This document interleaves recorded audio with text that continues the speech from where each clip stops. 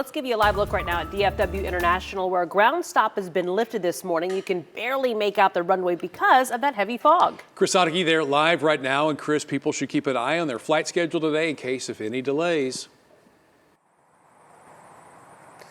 Yeah, Mark, if you think it's difficult enough driving in the fog, imagine trying to fly way up there where it's really thick. We're here at DFW International. If you can even tell behind me, I see a few lights out there on the runway, but we're still very early on in the morning. Last night, though, there was a ground stop due to that fog. I checked FlightAware, and it looked like about 30% of the ingoing and outgoing flights were delayed for the entire day. So the fog certainly contributing to that. We'll see if it does so this morning. Of course, we still have that fog advisory, and we've reached that point of the morning where we typically see those first few flights start to take off. So that is something we will be monitoring this morning. But yes, as you said, if you are expecting someone in or flying out, you'll definitely want to watch your flight status this morning until this fog can get on out of here. Of course, we've had this fog for the last few days. Marielle, what is causing it? Where is it coming from?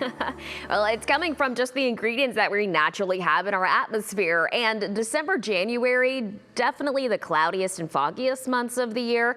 On average, we don't see that many foggy days, but we see it more during the winter time. And here are the ingredients for that.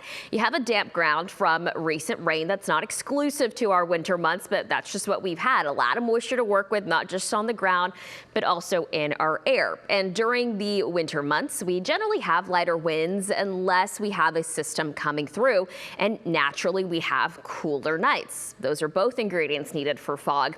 Another one is the longer winter nights. We just have longer nights this time of the year, and that gives temperatures more time to drop. And that's what allows fog to eventually develop and kind of last longer too. One of the ways to get rid of fog is for temperatures to climb, and that doesn't happen until the sun comes up. So longer winter nights just are better for fog development. So then you have this moisture that's on the ground. It's contacting the cooler air that's in place with light winds in place, and you get this dense fog that forms. Now, it does seem like we're going to eventually see some clearing towards the end of the week. But like I mentioned, in order for fog to lift, or what some people call burn off, it really just takes sunshine and it takes some winds really picking up. So either a breeze or the help of our temperatures climbing. And today, I think it'll be that temperature climbing that'll help see some of this lifting, Mark. So hopefully we see some improvement here later today. Okay, feeling like London, so much fog lately. Thank you, Mari.